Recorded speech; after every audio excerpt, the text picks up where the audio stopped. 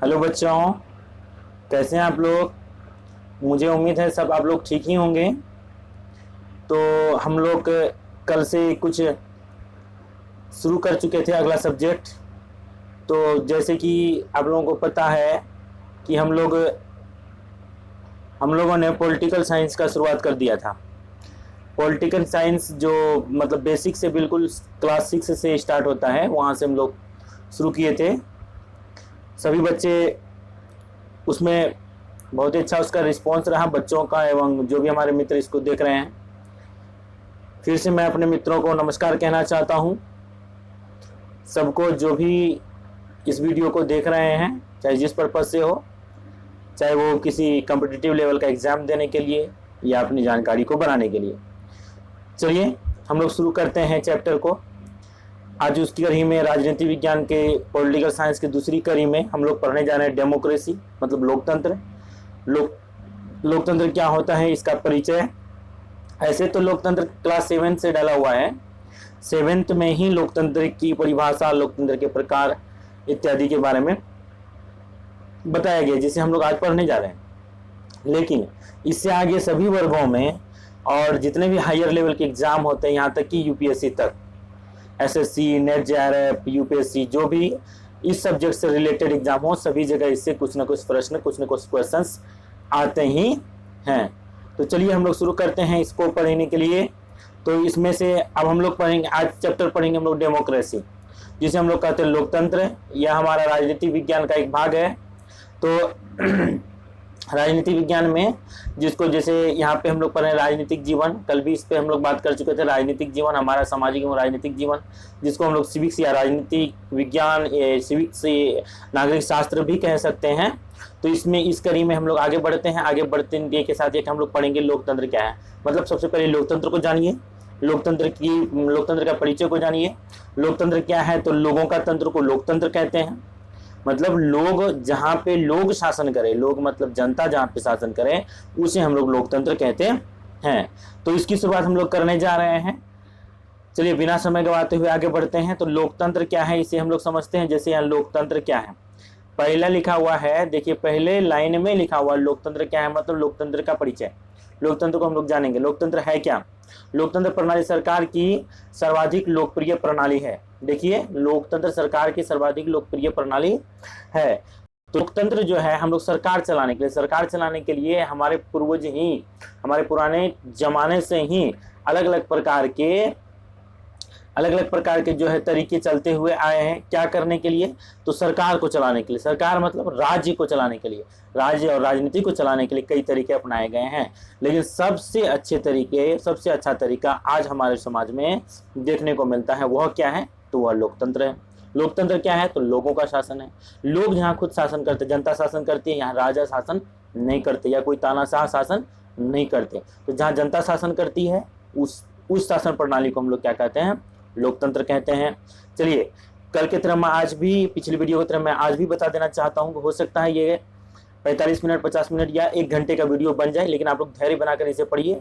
मैं चाहता हूं कि हर एक चैप्टर, प्रत्येक चैप्टर जो है आपका एक दिन में खत्म हो जाए, एक वीडियो में खत्म हो जाए, ताकि आप इसे आराम से देख सके, समझ सके और आपको कोई कंफ्यूजन ना हो इसमें। एक साथ देख लेंगे अगर तो, या आप इसको रोक रोक कर भी देख सकते हैं। रोक रोक कर कहने का अर्थ यह हो गया कि अगर आपके पास कम समय है तो आधे घंटे देख लीजिए, फिर इसको बाद में देखिए। लेकिन मेरा ख्याल रहता है कि हमेशा मेरा टारगेट रहता है कि एक साथ में वीडियो बना दो। चलिए आगे बढ़ते हैं। विश्व के प्राय सभी देशों ने इस प्रणाली को अपनाया है। आज जो है, पहले तो नहीं था, पर आज जो है विश्व के सभी देश लगभग क्या है, इस प्रणाली को क्या कर लिए हैं? अपना लिए हैं। कौन सी प्रणाली को? लोकतंत्र एक ऐसी प्रणाली है जिसको विश्व के सभी देश आज अपना लिए हैं। लोकतंत्र सरकार का वह प्रकार है जिसमें प्रशासन लोगों के द्वारा किया जाता है। अभी हम लोग बात किए कि लोकतंत्र कैसी प्रणाली है जिसमें सरकार का शासन किसके हाथों में होता है? जनता के हाथों में। तो लोग खुद यहाँ पे शासन करते हैं। जैसे यूनानी इतिहासकार हेरोडोटस के अनुसार लोकतंत्र सरकार का वह प्रकार है जिसमें राज्य की सर्वोच्च सत्ता संपूर्ण समुदाय के सदस्यों में निहित है। देखिए ये क्या कहते हैं, हेरोडोटस साहब क्या कहते हैं? लोकतंत्र सरकार का वह प्रकार है जिसमें राज्य की सर्वोच्च सत्ता संपूर्ण समुदाय मतलब क्या है? उस देश की, उस राज्य की जो जनता समूह है, उसके हाथों में निहित होती है। ये कौन कहते हैं? हेरोडोटस साहब कहते हैं, जो इतिहास के पिता माने जाते हैं। आप लोग इतिहास में भी पढ़िएगा इस चीज को। तो इस समुदाय के सदस्यों में निहित होते हैं। आगे देखिए, सीले के अनुसार, सीले एक विद्वान है, उन्होंने कहते हैं लोकतंत्र जिसमें से प्रत्येक व्यक्ति का अंशदान रहता है। अंशदान कहने का मतलब यह हो गया, अब हम लोग एक वोट करते हैं तो वोट करने का मतलब क्या है? हम लोग अंश देते हैं। सरकार में हमारा अंश है, मतलब सरकार अगर कोई फैसला ले रही है, सरकार कुछ कार्य कर रही है इस देश के लिए, इस समाज के लिए, इस राज्य के लिए, तो उसमें हमारा भी फैसला है। इसका मतलब साफ है कि सरकार जो काम कर रही है उसमें हम भी शामिल हैं। ये क्या है? अंशदान। कहने का मतलब लोकतंत्र में जनता का भी अंशदान होता है। ये है लोकतंत्र। लोकतंत्र में किसका अंशदान होता है? जनता का अंशदान होता है। अमेरिकी राष्ट्रपति अब्राहम लिंकन के द्वारा दी गई लोकतंत्र की परिभाषा सर्वाधिक मान्य है, जिसके अनुसार लोकतंत्र एक ऐसी सरकार है जो लोगों के लिए तथा लोगों के द्वारा निर्मित होती है। देखिए, अब्राहम लिंकन साहब ने, जो अमेरिकी राष्ट्रपति थे, उन्होंने बहुत अच्छे तरीके से, आगे चलकर अब्राहम लिंकन साहब का आप फोटो देखिएगा और मतलब उसमें पिक्चर देखिएगा जो 9th 10th क्लास में डाला हुआ है कि अब्राहम लिंकन साहब ने किस तरह से लोकतंत्र को परिभाषित किया है, किस तरह से व्याख्या किया है, कितनी बड़ी बात उन्होंने कहा है। तो उसके बारे में हम लोग और अच्छे से विशेष रूप से आगे पढ़ेंगे। लेकिन यहाँ पे ये जानिए कि उन्होंने कहा कि लोकतंत्र क्या है। लोकतंत्र ऐसी सरकार की व्यवस्था है, ऐसी सरकार है जो लोगों के लिए, लोगों के द्वारा ही निर्मित है। मतलब हम लोग खुद निर्माण करते हैं। यदि आज हम लोग किसी प्रधानमंत्री, किसी राष्ट्रपति या किसी को भी चुनकर, या किसी एमएलए एमपी को चुनकर के हम लोग भेजते हैं लोकसभा में, राज्यसभा में या तो विधानसभा में, तो वह हमारे अंश के द्वारा, हमारे वोट के द्वारा, हमारे योगदान के द्वारा वहां जाते हैं। तो इसलिए उसको क्या कहते हैं? लोगों के द्वारा चुना गया होता है और लोगों के लिए होता है, लोगों के लिए निर्मित होता है, लोगों के द्वारा होता है। तो इसलिए हम उसे क्या कहेंगे? लोकतांत्रिक सरकार कहेंगे। ऐसा किसने कहा? अब्राहम लिंकन साहब ने ऐसा ही कहा। लोकतंत्र का अभ्युदय, देखिए लोकतंत्र की आखिर शुरुआत कहाँ से हुई? लोकतंत्र की शुरुआत क्या हुई? अभ्युदय का मतलब क्या है? वहां से ओरिजिन जहां से हुआ, उसका जन्म जहां से हुआ। लोकतंत्र का अभ्युदय कहाँ से हुआ है? जैसे लिखा है यहाँ पे, emergence of democracy. Emergence of democracy का उदय, डेमोक्रेसी आखिर पनपा कहाँ से, जन्म कहाँ से लिया? आइए, आज से लगभग 2500 वर्ष पूर्व लोकतंत्र का उदय प्राचीन यूनानी नगर एथेंस में हुआ था। सबसे पहले लोकतंत्र का उदय कहाँ हुआ था? एथेंस में। कहाँ के शहर थे यह? यूनानी का एक शहर था, यूनान का शहर था, नगर जिसे कहा जाता है। एथेंस के पुरुष नागरिक वर्ष में लगभग 40 बार एक स्थान पर एकत्रित होते थे। अब देखिए, लोकतंत्र का विचार ये आया कहाँ से? तो यूनान के जो पुरुष थे वो क्या करते थे? लगभग वर्ष में 40 बार एक स्थान पर एकत्रित होते थे। एकत्रित होने का मतलब एक समूह बनाते के बैठते थे, मीटिंग किया करते थे, ऐसा किया करते थे। तो वो एकत्रित होते थे। यह लोग की सभा होती थी, या लोगों की सभा होती थी, जिसका आगे चलकर हम ये कह सकते हैं लोक सभा, लोगों का सभा, है ना? लोगों की सभा हुआ करती थी। तो ये लोगों की सभा हुआ करती थी। कहाँ से? ये यूनान के एथेंस से पनपा हुआ है, मतलब यूनान के एथेंस से ये जन्म लिया है। तो क्या जन्म लिया है? लोकतंत्र का विचार। यह प्रत्यक्ष लोकतंत्र था जिसमें से महिलाओं, दासों तथा विदेशियों को छोड़कर अन्य सभी नागरिक सम्मिलित होते थे, नियमित रूप से निर्णय लेने की प्रक्रिया में भाग लिया करते। तो यहाँ देखिए क्या कहा जा रहा है? यहाँ पे कहा जा रहा है कि यह पहले कैसा था? प्रत्यक्ष। लेकिन अभी हम लोग जो वोट करते हैं तो डायरेक्ट सामने बैठकर किसी को वोट नहीं करते हैं कि आप हमारे द्वारा चुने जाते हैं, ऐसा नहीं कहते कभी। तो ऐसा जब नहीं कहते हैं तो इसे हम लोग क्या कहेंगे? अप्रत्यक्ष लोकतंत्र। परंतु उस समय ऐसा था कि सभी एक साथ बैठते थे और सभी एक साथ बैठ करके यह निर्णय लेते थे कि आखिर हमें किसे चुनना है। तो सामूहिक रूप से तभी ही चुन लिया जाता था, तभी उसे कह दिया जाता था कि आप हमारे प्रतिनिधि हुए। तो यह कैसा लोकतंत्र है? यह प्रत्यक्ष लोकतंत्र। लेकिन उस लोकतंत्र में सिर्फ पुरुष ही भाग लेते थे, महिलाएं भाग नहीं लेती थी। उसमें पुरुष की प्रधानता हुआ करती थी, तो पुरुष ही भाग लेते थे, महिलाएं भी भाग नहीं लेती थी।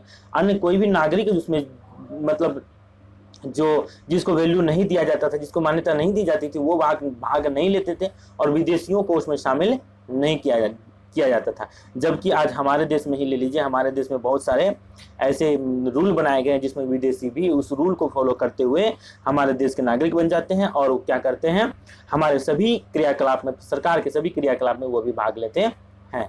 चलिए आगे बढ़ते हैं। यद्यपि प्रत्यक्ष लोकतंत्र ही वास्तविक लोकतंत्र है, किंतु वर्तमान समय में विशाल क्षेत्रों का जनसंख्या वाले बड़े राज्यों देशों के लिए यह प्रणाली व्यवहारिक नहीं है। यह जो सभी देशों के लिए यह व्यवहारिक नहीं है। क्यों व्यवहारिक नहीं है सभी देशों के लिए?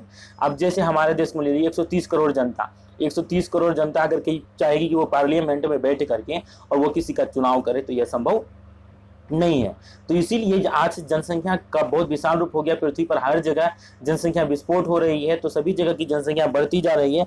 जब जनसंख्या बढ़ रही है, जनसंख्या बढ़ती जा रही है, तो इतने विशाल लोगों का एक जगह शामिल होकर के किसी भी मीटिंग में और एक आदमी का चुनाव करना, एक प्रतिनिधि का चुनाव करना पॉसिबल नहीं, इम्पॉसिबल, मतलब ऐसा संभव ही नहीं है।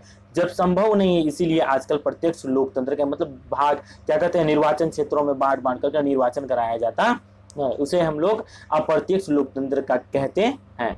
आजकल लगभग सभी राज्यों या मतलब कि देशों में, राज्य का मतलब एक यूनिट मतलब क्या हो गया, देश, सभी देशों में अप्रत्यक्ष या परोक्ष लोकतंत्र, जिसको हम लोग कहते हैं इनडायरेक्ट डेमोक्रेसी, प्रचलित है। परोक्ष लोकतंत्र को प्रतिनिधि लोकतंत्र भी कहा जाता है। परोक्ष लोकतंत्र को प्रतिनिधि लोकतंत्र भी कहा जाता है। अब प्रतिनिधि लोकतंत्र का मतलब यह हो गया कि जैसे हम लोग अभी हमारे देश में कोई सरकार है, एग्जाम्पल के लिए बीजेपी की सरकार है, तो बीजेपी की सरकार है, यह जो है कि कौन सा सरकार में जो है कौन सारे बातों को रखते हैं, एक प्रतिनिधि भेज दिए गए हैं हम लोगों के द्वारा, जिसे हम लोग प्रधानमंत्री मानते हैं। तो प्रतिनिधि जिसमें चुना जाता है उसे हम लोग प्रतिनिधि सरकार या परोक्ष लोकतंत्र कहते हैं, प्रतिनिधि लोकतंत्र भी इसे कहते हैं। आइए, इसे प्रतिनिधि लोकतंत्र भी कहा जाता है। इस प्रणाली में सभी नागरिक प्रत्यक्ष अर्थात स्वयं प्रशासन में भाग नहीं लेते। तो सभी नागरिक जो है यह प्रत्यक्ष रूप से भाग नहीं लेते। तो भाग कैसे लेते हैं? अपितु उनके प्रतिनिधि प्रशासन में सहभागिता रखते हैं। तो हम लोग जो प्रतिनिधि को चुनकर भेजते हैं वही वहाँ पे सहभागिता रखते हैं, वही अपने विचार को रखते हैं। वो अपने विचार को अगर रख देते हैं तो समझिए कि वो हमारा विचार है, मतलब प्रत्येक जनता का विचार है जिन्होंने उसे चुना है। तो इस प्रकार से लोकतंत्र को हम लोग क्या कह सकते हैं कि प्रतिनिधि लोकतंत्र कह सकते हैं, या प्रत्यक्ष लोकतंत्र कहते हैं, या परोक्ष लोकतंत्र भी कहते हैं। चुनाव करते हैं, जैसे लोग अपने प्रतिनिधि का चुनाव करते हैं, जो लोगों की ओर से कानून बनाते हैं तथा सरकार को चलाने का कार्य करती है, और वे लोग सरकार को चलाने का कार्य करते हैं। तो सरकार को चलाने का कार्य कैसे करते हैं कि हम लोग जो है प्रतिनिधि जो चुनकर भेजते हैं वही सरकार को चलाने का काम करते हैं। यह प्रतिनिधि सरकार कहलाती है, प्रतिनिधि लोकतंत्र कहलाता है, परोक्ष लोकतंत्र कहलाता है, प्रत्यक्ष लोकतंत्र कहलाता है। क्यों?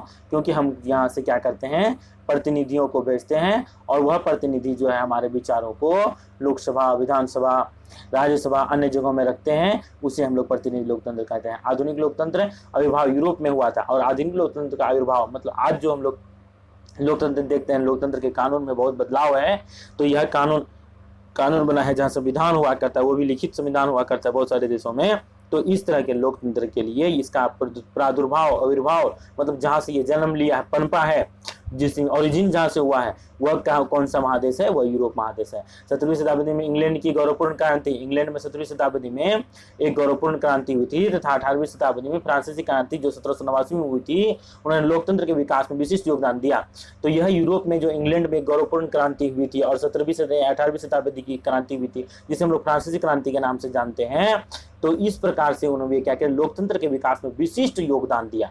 लोकतंत्र के विकास में विशिष्ट योगदान दिया। विशिष्ट योगदान का मतलब लोकतंत्र इसमें काफी, इसके कारण ही लोकतंत्र बहुत आगे बढ़े। इंग्लैंड की गौरवपूर्ण क्रांति ने लोकतंत्र के प्रथम सिद्धांत अर्थात कानून का शासन की नींव रखी। देखिए, लोकतंत्र का प्रथम सिद्धांत क्या है? कानून, मतलब कानून होना चाहिए। लोकतंत्र कैसे आगे बढ़ेगा? तो लोकतंत्र में सबसे बड़ी बात है, सबसे बड़ा हथियार है लोकतंत्र का कानून। जब तक कानून नहीं बनेगा, कानून का सभी लोग, चाहे वो प्रतिनिधि हो या जनता हो, जब तक सभी लोग कानून का पालन नहीं करेंगे तब तक लोकतंत्र अच्छे से हमारे समाज में, हमारे राज्य में, हमारे देश में कंट्रोलिंग पावर नहीं रख सकेगा, और लोकतंत्र भली भांति अच्छे तरीके से नहीं चल पाएगी, और उस पर बाधा ही बाधा उत्पन्न होगा। तो लोकतंत्र का सबसे प्रथम सिद्धांत जो है वो कानून, उसका विकास कहाँ से हुआ? तो यूरोप से हुआ।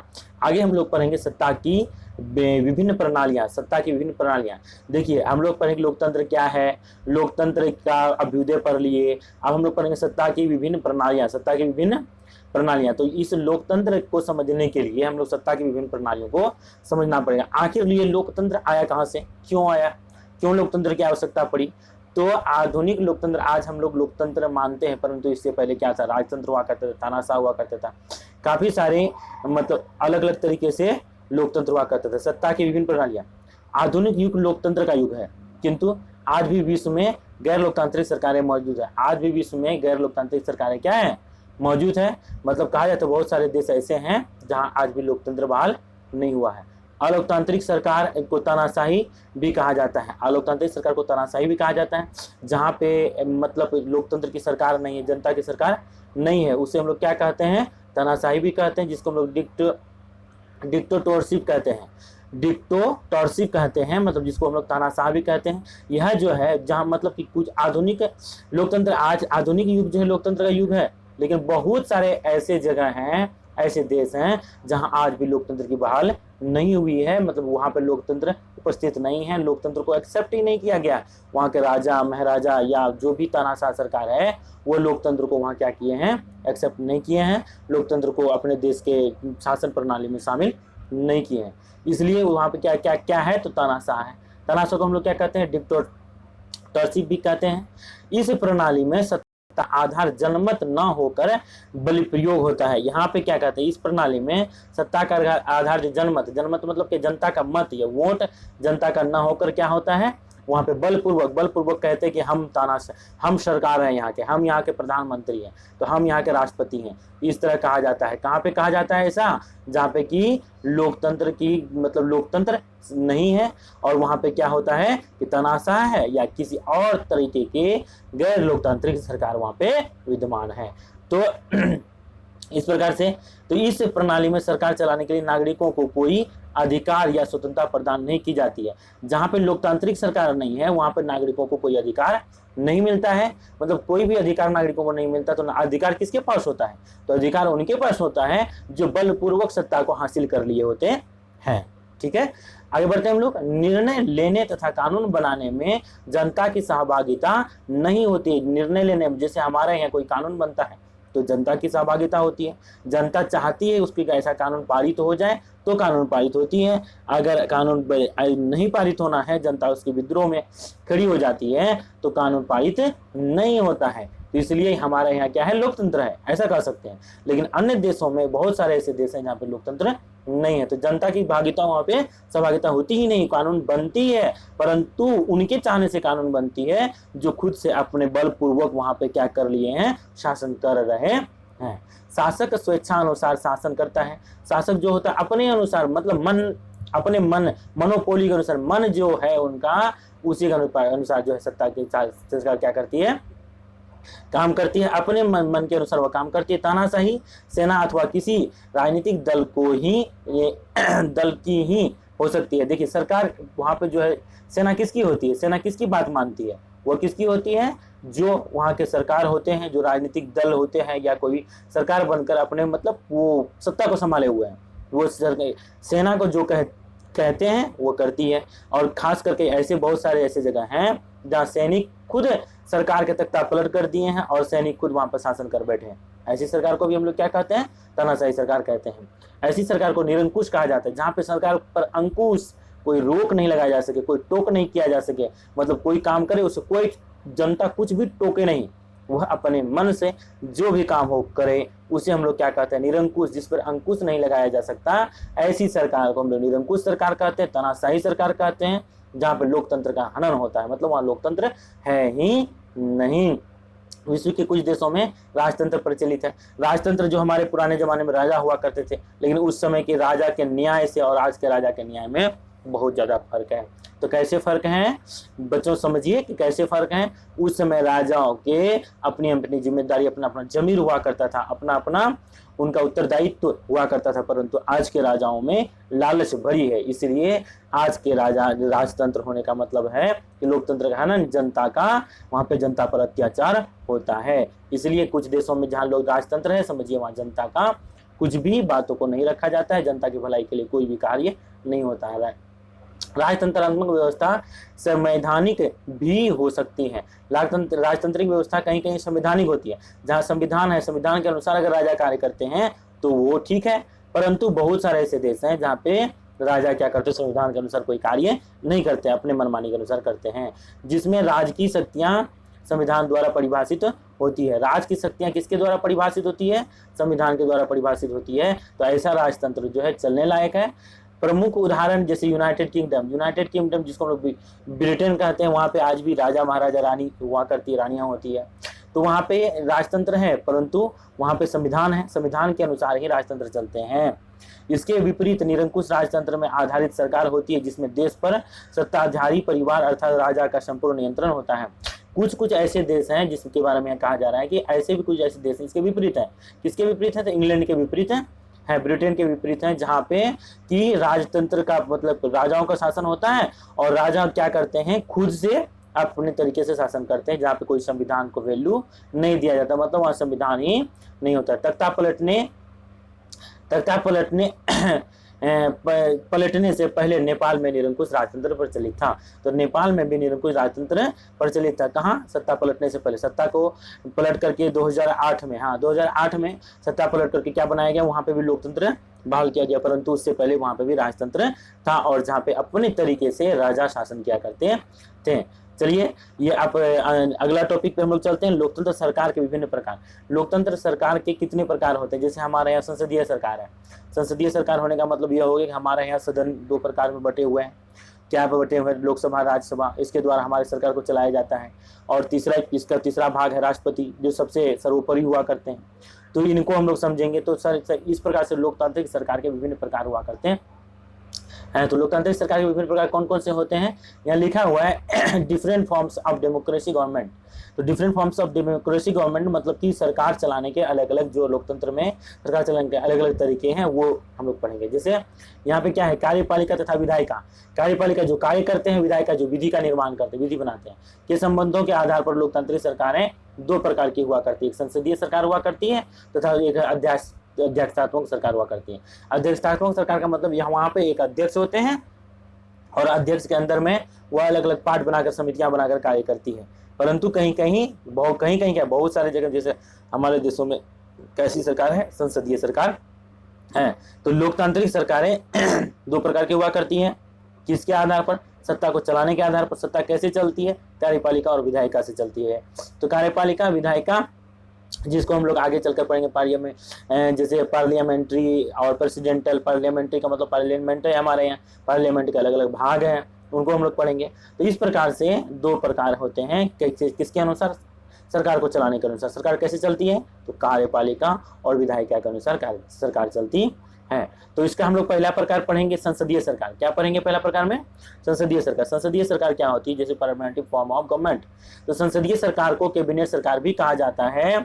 संसदीय सरकार को कैबिनेट सरकार भी कहा जाता है। इसी प्रणाली में कार्यपालिका अपने कार्यों, सत्ता के प्रयोग तथा मंत्रियों के लिए संसद के प्रति उत्तरदायी या जवाबदेही होती है। इस प्रणाली की उत्पत्ति तथा विकास इंग्लैंड में हुआ था। यह प्रणाली भारत सहित विश्व के अधिकांश देशों में अभी यही प्रणाली चलती है। तो कौन सी प्रणाली चलती है? जिसे हम संसदीय प्रणाली कहते हैं। इसका ओरिजिन कहाँ से हुआ, उद्भव कहाँ से हुआ? यह तो यह इंग्लैंड में हुआ, जहाँ पे क्या हुआ करती है? सत्ता कैसे चलाया जाता है? मंत्रियों के द्वारा, संसद के द्वारा।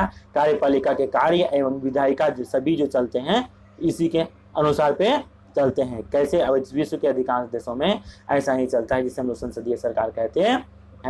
अब हम लोग पढ़ेंगे दूसरा प्रकार इसका, अध्यक्षात्मक सरकार। अध्यक्षात्मक सरकार संसदीय प्रणाली के विपरीत अध्यक्षात्मक सरकार वह सरकार है जिसमें कार्यपालिका तथा विधायिका के मध्य घनिष्ठ संबंध होता है।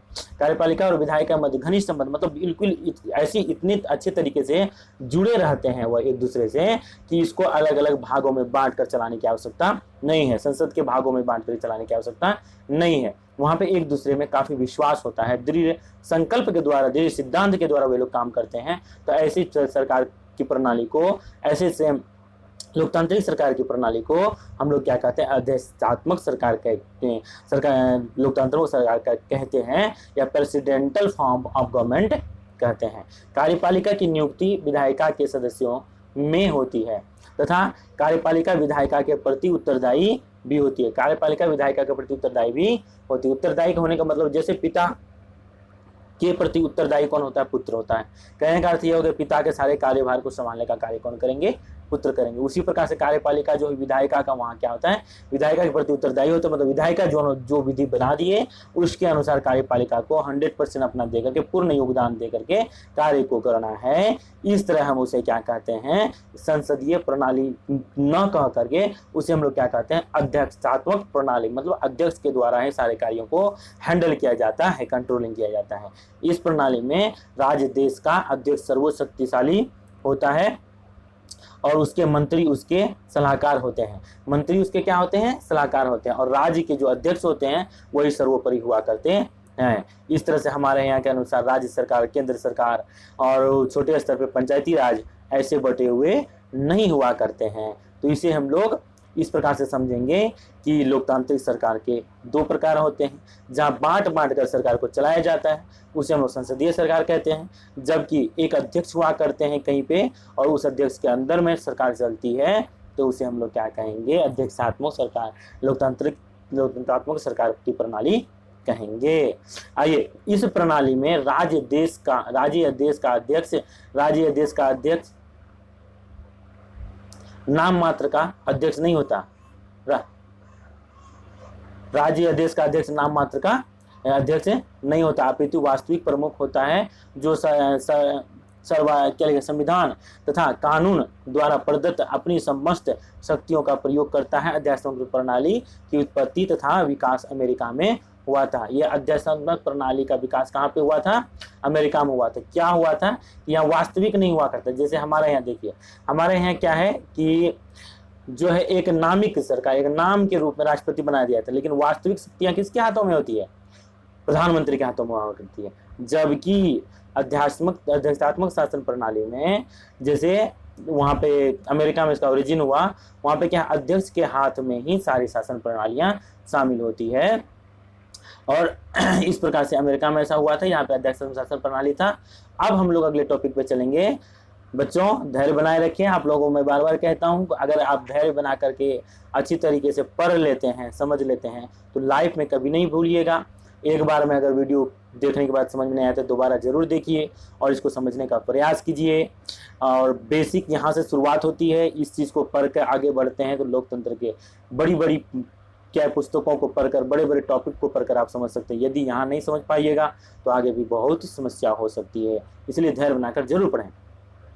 आइए हम लोग पढ़ेंगे एकात्मक एवं संघात्मक सरकार। हम लोग क्या पढ़ेंगे, एकात्मक एवं संघात्मक सरकार। एकात्मक मतलब एकल जिसको कहते हैं, और संघात्मक जिसको हम लोग संघ में कहते हैं, समूह में।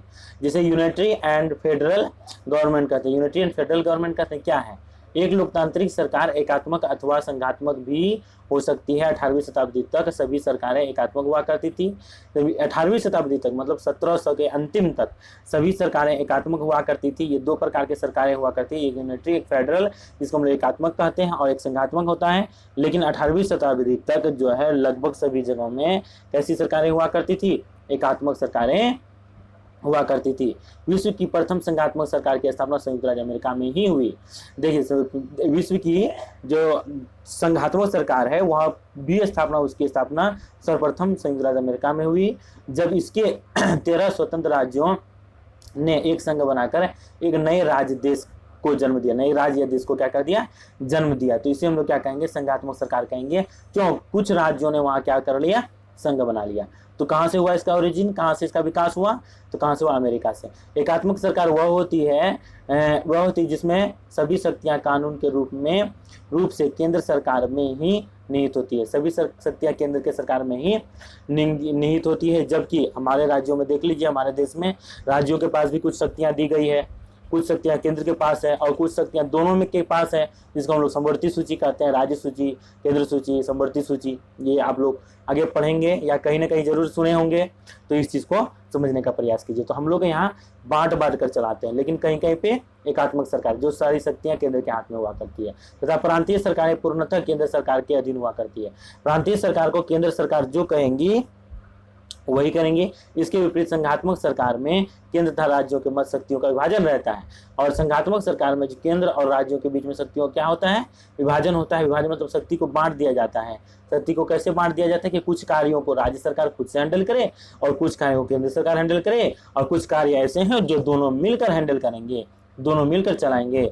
तो उसे हम लोग क्या कहते हैं, तो इस प्रकार के शासन प्रणाली को संघात्मक शासन प्रणाली कहते हैं। तथा दोनों स्वतंत्र रूप से कार्य करते हैं, दोनों स्वतंत्र रूप से कार्य करते हैं अर्थात एक दूसरे के कार्य में हस्तक्षेप नहीं करते, यहाँ तक कि मदद करते हैं। यदि ऐसी कभी आगे चलकर हम लोग पढ़ेंगे, अगर ऐसी कोई विवाद उत्पन्न हो जाती है, दोनों में विवाद मतलब बात विचार होने लगे, कुछ विवाद हो जाए कि नहीं ये ऐसा होगा वैसा होगा वैसा होगा, कोई एक तरफ चलते हैं राज्य सरकार और केंद्र सरकार एक तरफ चलते हैं, तो इसमें क्या होता है कि फिर उस समय केंद्र को ही ज्यादा वैल्यू दे दिया जाता है, केंद्र की बातों को ही माना जाता है। तो यहाँ पे हम लोग क्या पढ़ रहे हैं, तो एक दूसरे के कार्यों में हस्तक्षेप नहीं करते। भारत ने संघीय प्रणाली को अपनाने के साथ साथ कार्यपालिका का सामना, आपातकाल का सामना करने के लिए एकात्मक प्रणाली के कुछ तत्वों को भी अपनाया है। एकात्मक प्रणाली देखिए हमारे तो मुख्य रूप से संघात्मक प्रणाली है, परंतु कहीं कहीं हमारे संविधान में ऐसी व्यवस्था की गई है जहां पे क्या कहते हैं कि वो एकात्मक प्रणाली कोई आपातकाल की समस्या आ गई, राज्य के एक तरफ टांग खींचेंगे, टांग खींचने का मतलब ये हो गया वो कहेंगे नहीं हम इस दिशा में चलेंगे, ऐसे चलेंगे वैसे चलेंगे ऐसे करेंगे, तो उस समय सरकार के पास, केंद्र सरकार के पास इतनी शक्तियां होती है कि राज्य की सारी शक्तियों को छीन करके केंद्र के हाथों में लाया जाता है, और केंद्र जो बात विचार को रखते हैं, जिस कानून को पारित करना चाहते हैं, और वही कानून पारित हो जाती है, और इस प्रकार से पूरे समाज में, पूरे देश में वही लागू होता है जो केंद्र सरकार चाहती है। तो इस प्रकार से हम लोग अभी क्या समझ लिए, तो ये सरकार के दो प्रकार है, कैसे संसदीय सरकार के जो है दो प्रकार हैं, तो दो प्रकार में कौन कौन से हम लोग पढ़ लिए, एक पढ़ लिए एकात्मक, दूसरा क्या पढ़ लिए संघात्मक। अब हम लोग पढ़ेंगे एकात्मक सरकार की प्रमुख विशेषता। एकात्मक सरकार की प्रमुख विशेषता क्या है, तो एकात्मक सरकार की प्रमुख विशेषता को हम लोग देखेंगे। एकात्मक सरकार का मतलब ये हो गया जिसमें कि अकेले सरकार चलाया जाता है, एक के मतलब एक कानून जो है एक जगह एकत्रित होता है, एक स्थान पे एकत्रित होता है। क्या है एकात्मक सरकार की प्रमुख विशेषता, संविधान की प्रकृति। एकात्मक सरकार में संविधान की प्रकृति कैसे हुआ करती है, संविधान कठोर या लचीला हो सकता है, कठोर भी हो सकता है या लचीला हो सकता है, या लिखित या अलिखित हो सकता है। कहीं पे लिखित संविधान है कि आज भी, और कहीं पे अलिखित संविधान, किंतु संविधान को लिखित या कठोर होने की कोई बाध्यता नहीं है, लिखित या कठोर होने की कोई बाध्यता नहीं है, संविधान को लिखित या कठोर होने की कोई बाध्यता नहीं है। अपने तरीके से मतलब तो कोई कठोर भी बनाया जा सकता है, लचीला भी बनाया जा सकता है, और कहीं किसी मतलब अपने आधार पर बनाया जा सकता है। इस प्रकार से लिखित या कठोर होने की कोई बाध्यता नहीं कि ऐसा संविधान होना ही चाहिए। एकाकी नागरिकता, एकाकी नागरिकता का मतलब ये हो गया जहां पे एक एकल नागरिकता मिली हुई है। किसे एकल नागरिकता मिला हुई है, मतलब सरकार, उस सरकार में मतलब जितने भी लोग रहते हैं उसे एक ही जगह की नागरिकता है, दो नागरिकता नहीं है। ऐसे नहीं केंद्र की नागरिकता अलग प्राप्त है और राज्य की नागरिकता अलग प्राप्त है, ऐसा नहीं। हमारे देश में भी एकल नागरिकता की व्यवस्था है। सभी व्यक्तियों को एकाकी नागरिकता प्रदान की जाती है। एक व्यक्ति संपूर्ण देश का नागरिक होते हैं। प्रांतों को अपने क्षेत्र में निवासियों को पृथक नागरिकता प्रदान करने का अधिकार नहीं है, पृथक नागरिकता प्रदान करने के अधिकार नहीं है। ऐसा नहीं जैसे भी कहते हैं कि अब तमिलनाडु में रहते हैं तो वो तमिलनाडु के नागरिक हैं, ऐसा नहीं, वो भारत के नागरिक हैं। अगर पंजाब में रहते हैं वो पंजाब के नागरिक हैं, ऐसा नहीं, वो भारत के नागरिक हैं। और यहाँ इतनी स्वतंत्रता है कि हम किसी भी राज्यों में जाकर सेटल हो सकते हैं, रह सकते हैं, अपना घर बना करके अपनी प्रॉपर्टी लेकर के रह सकते हैं। क्यों? क्योंकि हमें भारत की नागरिकता है और भारत में हम कहीं भी रह सकते हैं। तो अगर दोहरी नागरिकता होती तो वहां पर वे विवाद हो जाता है, ऐसा विवाद उत्पन्न हो जाता कि आप पंजाब के हैं तो पंजाब में रहिए, आप बिहार के हैं तो बिहार में रहिए, है कि नहीं, आप तमिलनाडु के हैं तो तमिल में रहिए कि तमिलनाडु में रहिए। क्यों ऐसा? क्योंकि वहां पे अलग अलग नागरिकता प्रदान की गई थी। अब शक्ति का संकेंद्रण हम लोग क्या पढ़ेंगे, शक्ति का संकेंद्रण। शक्ति का संकेंद्रण का मतलब शक्तियां किसके किसके हाथों में है। एकात्मक सरकार प्रणाली में सभी शक्तियां केंद्र में, देखिए कहा जाता है कि एकात्मक सरकार की प्रणाली में जो है सभी शक्तियां किसमें निहित होती है, केंद्र में। क्योंकि एकात्मक मतलब एक आदमी के हाथ में सारे व्यवस्था को कंट्रोल किया जा रहा है, ऐसी शासन प्रणाली में एक आदमी के हाथ में सारी शक्तियां निहित होती है। प्रांतीय सरकारें केवल उसकी उन्हीं शक्तियों तथा सत्ता का उपभोग करती है जो केंद्र सरकार से प्राप्त होती है, और प्रांतीय सरकार जो है उसी सरकार की बातों को मानती है जो क्या होती है, प्रांतीय सरकार में निहित होती है। और प्रांतीय सरकार प्रांतीय सरकार को प्राप्त होती है। किससे प्राप्त होती है? तो केंद्र सरकार से प्राप्त होती है। केंद्र सरकार अपनी इच्छा से इन शक्तियों में कटौती कर सकती है या उन्हें वापस ले सकती है। ऐसा केंद्र सरकार कर सकती है कि उस शक्तियों को कटौती कर सकती है, कुछ शक्तियां दी गई है तो कुछ शक्तियां छीन ली जाती है और उसमें कटौती भी कर दी जाती है, कम मतलब शक्तियां दी जाती है। ऐसा भी किया जा सकता है। केंद्र सरकार के हाथों में ज्यादा इसमें शासन होता है। एकाकी शासन प्रणाली, अब देखिए एकाकी शासन प्रणाली क्या है। एकात्मक शासन प्रणाली, एकाकी शासन प्रणाली की व्यवस्था होती है। प्रांतों तथा स्थानीय निकायों में पृथक विधायिकाएं नहीं होती है। सरकारी कर्मचारियां भी केंद्र सरकार के अधीन होते हैं जो संपूर्ण राज्य देश में प्रशासनिक कार्य करते हैं। संपूर्ण देश के लिए एकाकी कार्यपालिका होती है। संपूर्ण देश की कैसी कार्यपालिका होती है? एकाकी, मतलब एक ही कार्यपालिका होती है और पूरे राज्यों को उसको मानना पड़ता है और विधायिका को जो है बांट कर कार्य नहीं किया जाता है। ऐसी शासन प्रणाली को हम लोग एकाकी शासन प्रणाली कहते हैं। स्थानीय निकायों में भी कोई भी ये नहीं हुआ करता है, कोई शासन उसको नहीं हुआ करता। जैसे हम लोग देखते हैं ना कि पंचायती राज व्यवस्था में प्रधान हुआ करते हैं, मुखिया हुआ करते हैं, सरपंच हुआ करते हैं, ये सभी जो हुआ करते हैं, इसको ऐसा व्यवस्था नहीं किया जाता है। अब हम लोग पढ़ेंगे संघीय सरकार की व्यवस्था, विशेषताएं। संघीय सरकार की विशेषताएं, देखिए संघीय सरकार की क्या क्या विशेषताएं हैं। संघीय सरकार की विशेषताएं क्या है? तो दोहरी नागरिकता। संघात्मक सरकार में दोहरी नागरिकता का प्रावधान किया गया है, किंतु यह अनिवार्य नहीं है। उदाहरण के लिए संयुक्त राज्य अमेरिका में प्रत्येक व्यक्ति को राज्य तथा देश की दोहरी नागरिकता प्राप्त है, परंतु भारत में ऐसी नागरिकता नहीं है। हमारे यहाँ भी संघीय सरकार की व्यवस्था है, परंतु हमारे यहाँ दोहरी नागरिकता नहीं है, एकल नागरिकता है। जबकि संयुक्त राज्य अमेरिका में क्या है? दोहरी नागरिकता, एक राज्य की नागरिकता भी मिली हुई है, एक केंद्र की भी नागरिकता मिली हुई है। जैसे वहाँ पे एक न्यूयॉर्क को मान लेते, न्यूयॉर्क एक राज्य है, कैलिफोर्निया एक राज्य है, तो कैलिफोर्निया की भी नागरिकता है, न्यूयॉर्क का भी नागरिकता है, उसके साथ अमेरिका की भी नागरिकता है। तो दोहरी नागरिकता हो गई वहाँ पे। जबकि भारत में अगर कोई बिहार के है तो बिहार की कोई नागरिकता नहीं, सिर्फ भारत की नागरिकता। कोई पंजाब के हैं तो पंजाब की कोई नागरिकता नहीं, सिर्फ भारत की नागरिकता। इस चीज को समझिए, हमारे यहाँ दोहरी नागरिकता की व्यवस्था नहीं है। एकल नागरिकता और दोहरी नागरिकता में काफी फर्क है। इस प्रकार से बहुत सारे बच्चे ऐसे होंगे जिसको समझ में नहीं आएगी ये बात, लेकिन इसको गौर से पढ़िए, समझिए। दोहरी नागरिकता मतलब राज्यों के कोई नागरिकता नहीं होती है।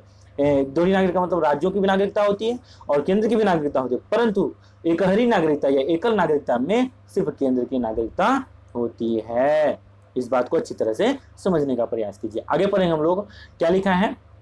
द्विसदनीय विधायिका, दो सदन में विधायिका। जैसे हमारे यहाँ संपूर्ण विश्व में संघीय सरकार की संसद में 2 सदन होते हैं। इंग्लैंड में जहाँ एकात्मक सरकार है वहां भी संसद में 2 सदन है।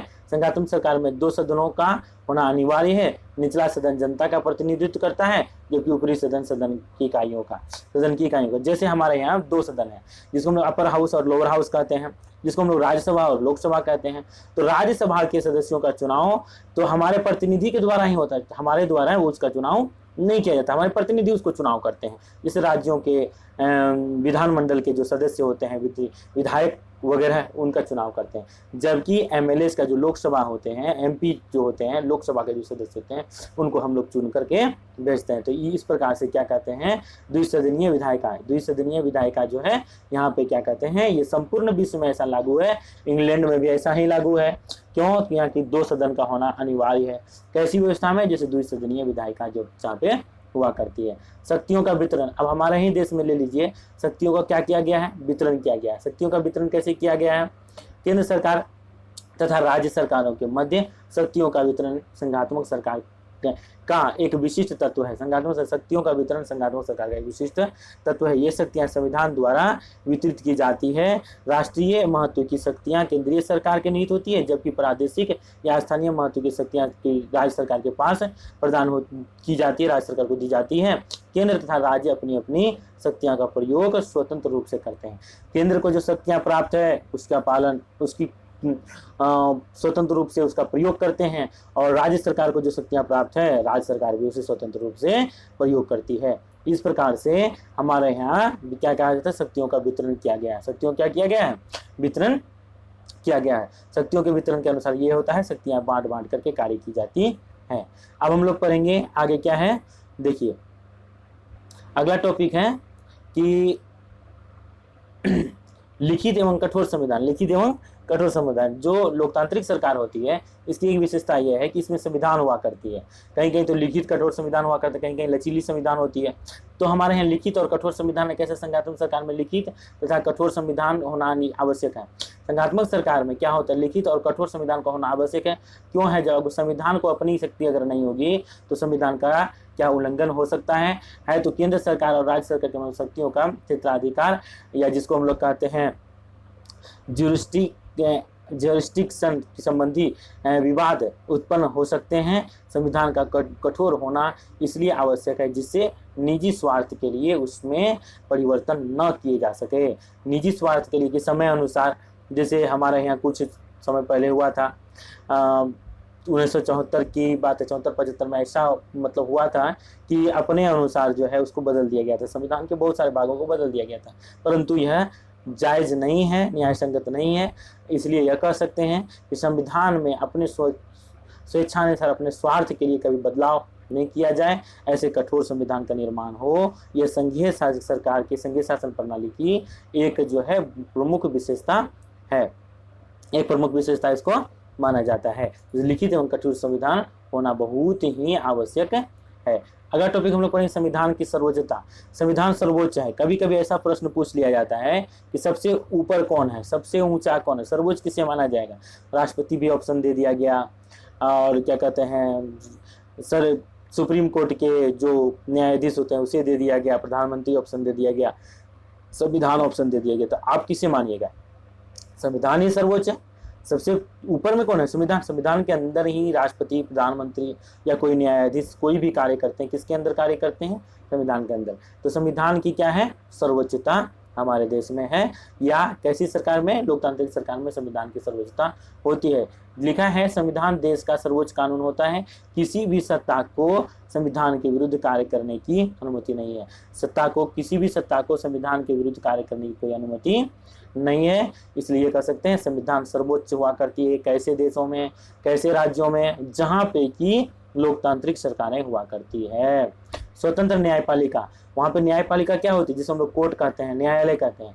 स्वतंत्र न्यायपालिका हुआ करती है। कैसे देशों में? जहाँ पे कि लोकतंत्र है। जैसे संघीय राज्य में स्वतंत्र, निष्पक्ष तथा शक्तिशाली न्यायपालिका होती है। सरकार के इस अवयव जिसको हम लोग कहते हैं ऑर्गन को अन्य देशों, अवयवों, कार्यपालिका तथा विधायिका के ऊपर वरीयता दी जाती है। मतलब न्यायपालिका को विधायिका हो, कार्यपालिका हो या कोई भी यूनिट हो, उसके सबसे ऊपर में कौन होते हैं? न्यायपालिका होते हैं।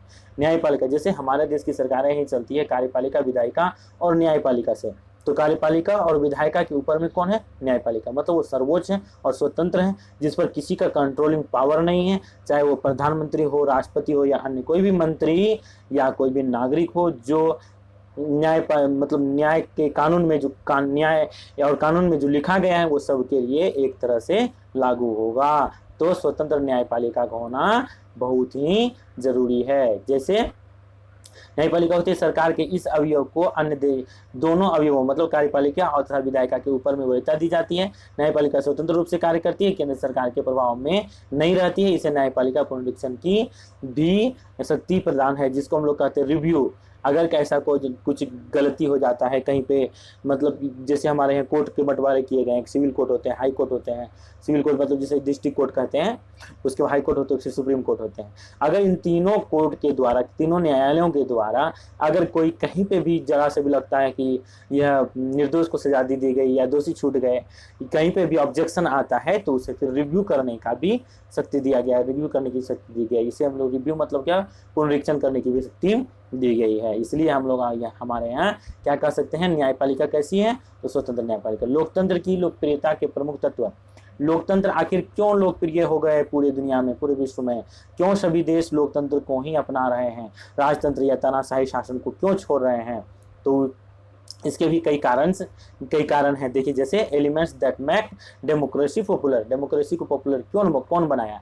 क्या क्या विशेषताएं थी इनकी जो डेमोक्रेसी पॉपुलर हो गया, लोकप्रिय पॉपुलर हो गए? कैसे? आधुनिक विश्व में निम्नलिखित तत्व लोकतंत्र की लोकप्रियता के प्रमुख कारण है। कुछ नीचे दिए गए हैं तत्व, ये जो लोकतंत्र की लोकप्रियता के प्रमुख कारण बन गए हैं। कौन कौन से? सार्वजनिक सहभागिता। देखिए, लोकतंत्र को अच्छा क्यों माना जाता है? क्योंकि यहाँ पे सभी लोग भाग लेते हैं।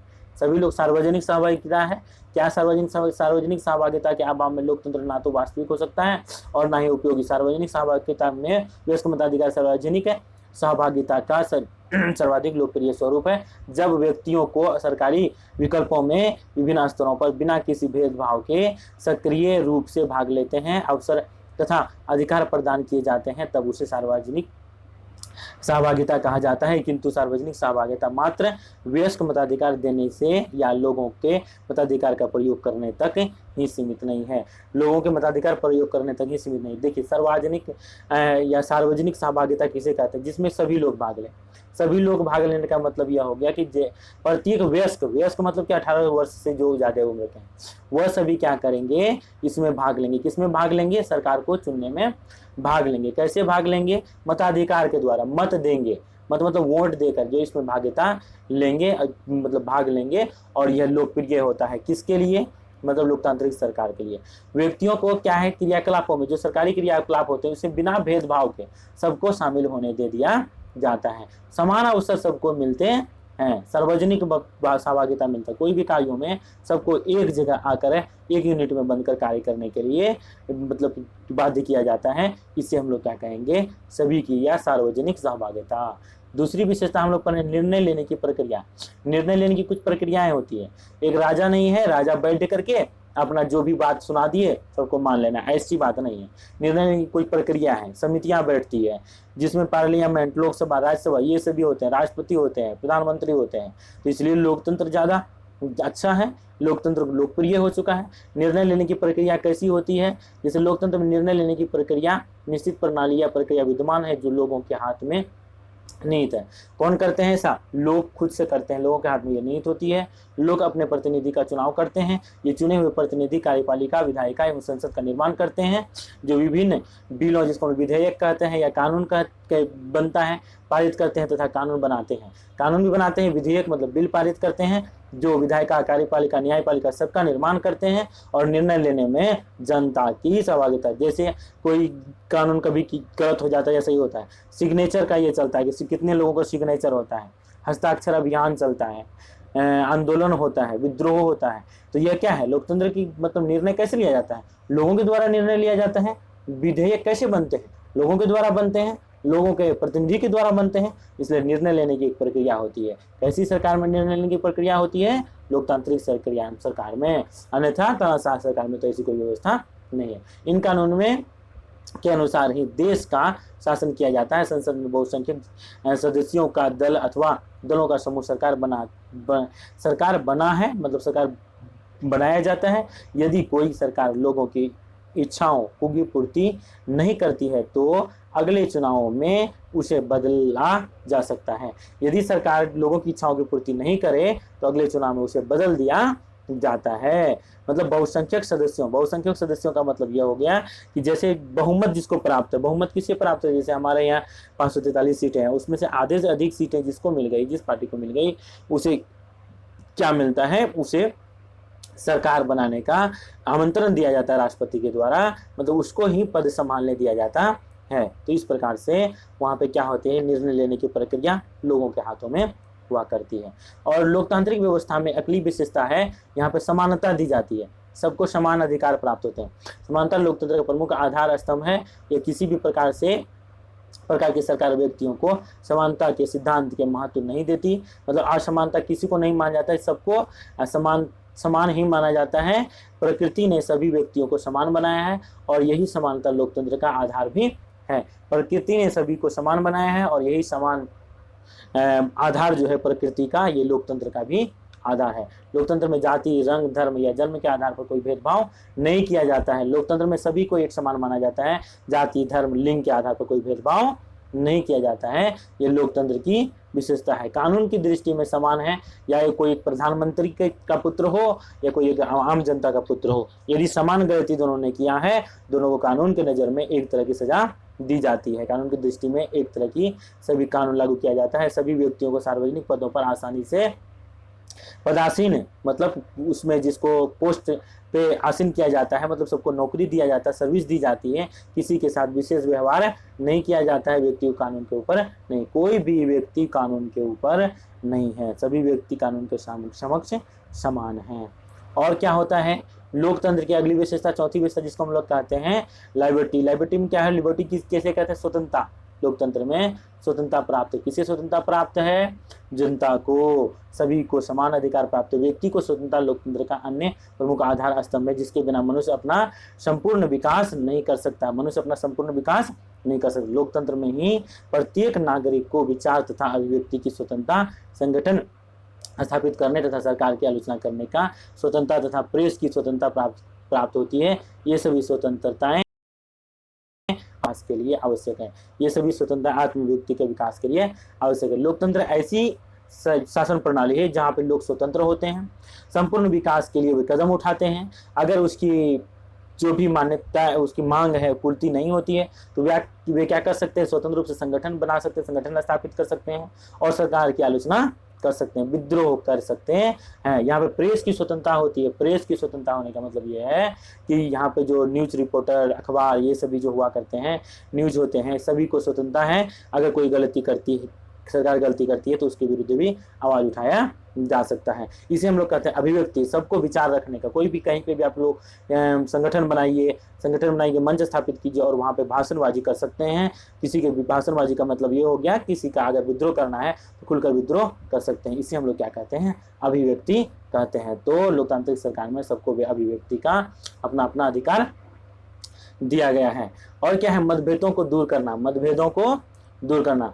बच्चों अब कुछ ही बचा हुआ है, थोड़ा सा बचा हुआ है, ध्यान दें आप लोग अच्छे से, बस 1 घंटे के अंदर लगता है ये वीडियो सिमट जाएगा। तो मतभेदों को दूर करना, मतभेदों को दूर करना का मतलब कि आपस में जो मतभेद हुआ करती है उसको दूर करने का प्रयास किया जाता है और जनता मतभेदों को दूर करना। लोकतंत्र में लोगों पर कुछ भी थोपा या लादा नहीं जा सकता है। जनता के चुने हुए प्रतिनिधि अपने मतभेदों को स्वतंत्रतापूर्वक व्यक्त कर सकते हैं। अगर मतभेद किसी के अंदर हो जाता है वो स्वतंत्रतापूर्वक व्यक्त कर सकते हैं। विधायिका में विपक्षी दल किसी भी विषय पर सरकार का विरोध या आलोचना कर सकते हैं, विरोध या आलोचना कर सकते हैं। अगर वो देखिए विपक्ष में जो दल होते हैं, विपक्षी दल, सरकार अगर अच्छे से कार्य नहीं करती है तो वो उसकी आलोचना कर सकते हैं। उसको कोई बाध्य नहीं किया जा सकता कि आप आलोचना नहीं कर सकते हैं, कोई प्रतिबंध नहीं लगाया जा सकता। वे जो है अपने खुल करके आलोचना कर सकते हैं। इस प्रकार विचारों का आदान प्रदान, विवादों का निर्णय लोकतंत्र को विश्व में लोकप्रिय बनाते हैं। तो लोकतंत्र आखिर क्यों इतना आगे बढ़ गया, क्यों सभी लोग लोकतंत्र को ही अपनाना चाहते हैं, क्योंकि यही सब विशेषताओं के कारण जो है लोकतंत्र विश्व में सभी जगह प्रचलित हैं और सभी इसे एक्सेप्ट करते हैं। वस्तुतः लोकतंत्र सहिष्णुता तथा आपसी तालमेल पर आधारित होता है। सहिष्णुता और आपसी तालमेल पर लोकतंत्र क्या होते हैं, आधारित होते हैं। इसके अभाव में बहुसंख्यक दल की तानाशाही होने का खतरा रहता है। अगर लोकतंत्र नहीं है तो बहुसंख्यक दल का क्या हो जाएगा, तानाशाह हो जाएगा और वह तानाशाह होने के कारण जो है जनता पर अत्याचार करने के लिए तैयार हो जाती है। तानाशाही सरकार राजतंत्र या अन्य सरकार के प्रकार हो जाते हैं, लेकिन वहाँ पर लोकतंत्र स्थापित नहीं होते हैं। और जहाँ लोकतंत्र होते हैं ये अन्याय होने की कोई भी संभावना नहीं है। सत्ताधारी राजनीतिक दल तथा विपक्षी दलों के मतभेदों को परस्पर सौहार्द से सुलझाया जाता है। यही कारण है कि आधुनिक विश्व में लोकतंत्र बहुत लोकप्रिय बना है। यही कारण है कि आधुनिक विश्व में लोकतंत्र बहुत लोकप्रिय बना है। यदि कोई सरकार में है और कोई विपक्षी दल है, विपक्षी दल किसी कार्य को लेकर के विरोध जता रहे हैं, विरोध कर रहे हैं, आलोचना कर रहे हैं, इसका मतलब सरकार का ये कार्य नहीं है कि उसका हनन किया जाए, उसके आंदोलन को दबाया जाए, दमन चक्र चलाया जाए। ऐसी सरकार कोई ऐसी सरकार को हम लोग जो है विद्रोह कर ही सकते हैं और ऐसी सरकार को आलोचनात्मक नजर से देखते हैं। ऐसी सरकार को अच्छी सरकार नहीं मानी जाती है। तो लोकतंत्र में कैसी सरकार होती है, जो सभी की बातों को समझे। क्यों, लोकतंत्र में स्वतंत्रता होती है, व्यक्ति करने का की भी स्वतंत्रता होती है। मानवीय गौरव की वृद्धि, अब अगला टॉपिक पढ़ेंगे, इसमें मानवीय गौरव की वृद्धि होती है। किसी के मान मर्यादा का हनन नहीं होता है, गौरव की वृद्धि होती है। कैसे, केवल लोकतंत्र में ही मानव स्वतंत्रता, समानता तथा बंधुत्व सुनिश्चित होते हैं।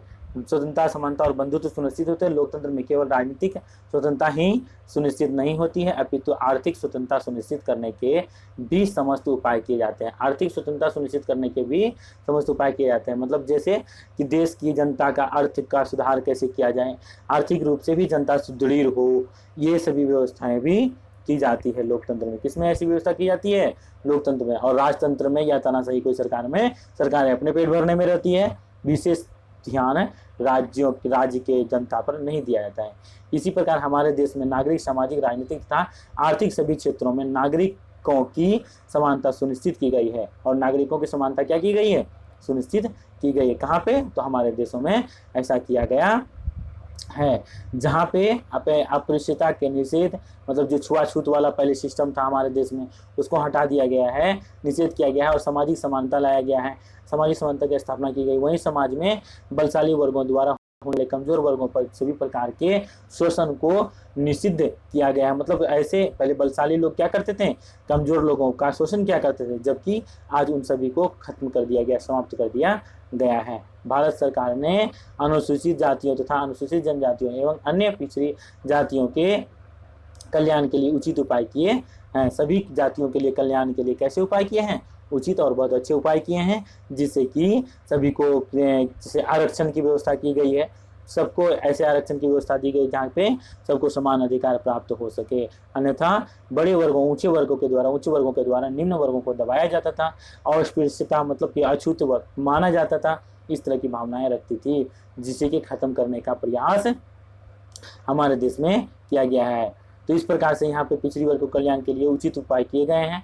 लोकसभा तथा विधानसभाओं में इन वर्गों के प्रतिनिधित्व के लिए कानूनी उपाय भी किए गए हैं। ऐसे नहीं लोकसभा हो, विधानसभा हो, सिर्फ उच्च वर्ग के लोग ही उसमें शामिल हो, ऐसी कोई बात नहीं है। वहाँ सभी वर्गों के लोगों को शामिल किया जाता है। इसके लिए विशेष कानून बनाए गए हैं, आरक्षण की व्यवस्था की गई है, इसके लिए कानून के उपाय भी किए गए हैं। यही नहीं, इन वर्गों के लिए अनुसूचित जाति, अनुसूचित जनजातियों और पिछड़े वर्गों के लिए सामाजिक स्तर पर प्रतिष्ठा में वृद्धि के लिए शिक्षा, सेवाओं आदि में आरक्षण की भी व्यवस्था की गई है। इस तरह से लोकतंत्र को आखिर इतना लोकप्रिय कैसे मान लिया गया? लोकतंत्र इतना लोकप्रिय कैसे हो गया? लोकतंत्र को इतना अच्छा पूरे विश्व में क्यों माने जाने लगा? तो इस प्रकार से लोकतंत्र की ये सभी विशेषताएं हैं। इन विशेषताओं का बच्चे आप लोग मुझे उम्मीद है कि आप लोग बहुत अच्छे तरीके से समझ गए होंगे। पाठ का सारांश देखिए। लोकतंत्र वह सरकार होती है जिसमें प्रशासन जनता के हाथों में हुआ करती है। बिल्कुल आप लोग समझ गए होंगे। लोकतंत्र के दो प्रकार होते हैं, प्रत्यक्ष लोकतंत्र, अप्रत्यक्ष लोकतंत्र।